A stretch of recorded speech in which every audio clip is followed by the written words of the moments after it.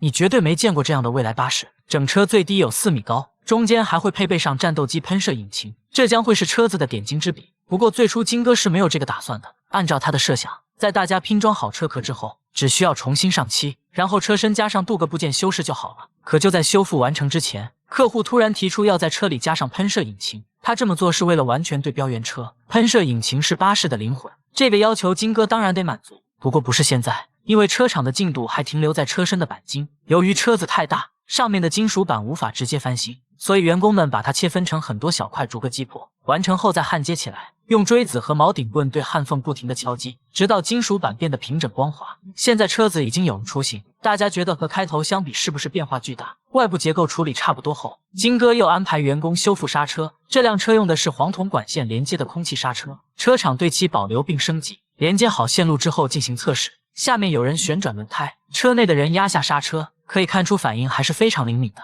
不过我觉得这个测试很片面，当车子高速行驶时，刹车还能这么灵敏吗？这里就不得而知了。当大家都忙着改车时，经理凯文接到了一个电话，对方说自己有艾利森巨35战斗机的引擎。听到这个消息，他立刻拉上金哥，两人一同前往那个垃圾站。当看到这里一片荒凉的迹象，而且还没有人接待时，他们才意识到被耍了。没想到还有这么无聊的人。两人在这里转悠一圈之后，并没发现什么有用的东西，无奈只能返回车厂。结果刚回去就来了新活，金哥的朋友开来一辆1957年的敞篷车，这辆车可谓是经典车的代表，处处透露着复古的气息。但现在他生病了，车顶的棚尺寸不对，后弓形架的高度偏离了2寸，导致整个车顶产生了偏差。虽然修复起来很容易，但是金哥一开始是不想接的，因为那辆大巴还没有完成，再接新订单会让车厂分心。不过看在都是朋友的份上，他就勉强同意了。俗话说，从前的老车万里挑一，现在的新车千篇一律。这是一辆1957年的敞篷车，虽然非常适合改装，但是车主不忍心在爱车上动手术，认为原装就是它最美的样子，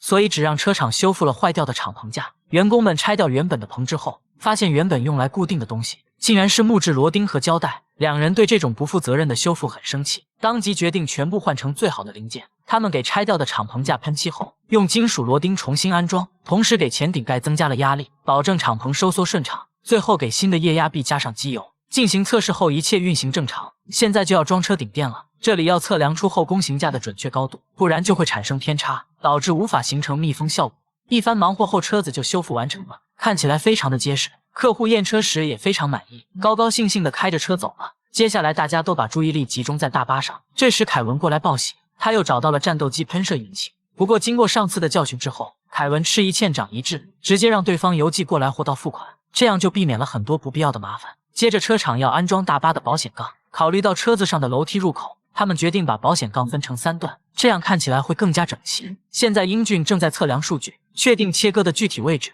一开始他想用带锯来切，但是保险杠是弧形的，无法固定，在切割时手一抖就切坏了，所以他决定换用水刀切割，只需要往电脑里输入数据，然后等待结果就好了。可没想到这时却出了意外，眼看即将切割完成，上面却突然水花四溅，机器也停止了工作。两人把它拿下来手动切割，没想到里面竟然有一个金属块。如果把水刀切割机比做人的话，那么就相当于你正在大口吃着面包，突然咬到了一个铁块一般。不过好在第二个很完美，里面没有混进杂质。完成后，他把保险杠安装上去，新保险杠看起来很有气势，还有点像变形金刚。究竟是一个什么东西，能让他激动地把金哥抱起来？原来是车里的艾利森巨35喷射引擎，车厂把它进行了拆分和翻新，并喷上了和车子呼应的颜色。虽然现在看起来炫酷无比，但是在制作过程中却困难重重。光是这辆车的一个车门就相当于一辆凯迪拉克那么大。现在员工们要对其进行焊接固定，完成后他们开始安装。此刻所有人的心都提到了嗓子眼，如果此刻出现失误，那么大家1年多的努力就全白费了。车厂员工默契配合，有人指挥有人操作，总算是成功送达指定位置。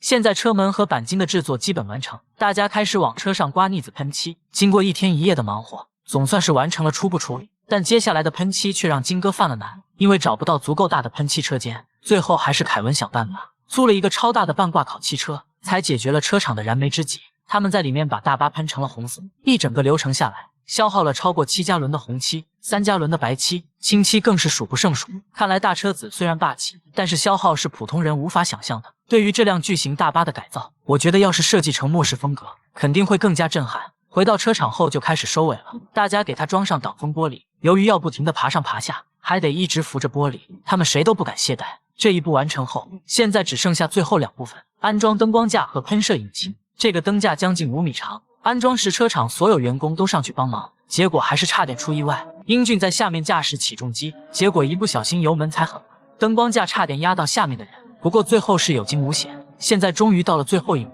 给大巴装上战斗机喷射引擎。此刻他们正在验火，巨大的发动机看起来很震撼。由于之前车上就预留了位置，大家只需要放上去就好了。经过车厂19个月的努力，这辆巨无霸终于完成了。此刻金哥的心是很紧张的，如果客户见到车子不满意，那么一切都白费了。他们约在一处空旷的地方，随着车子的亮相，客户惊讶的直接瞪大了眼，他没想到车厂的做工这么完美。不仅如此，就连内部细节也和原车一模一样，要是把它改装成房车，我想肯定会非常完美。接下来就是放大招的时候了。All right, let's...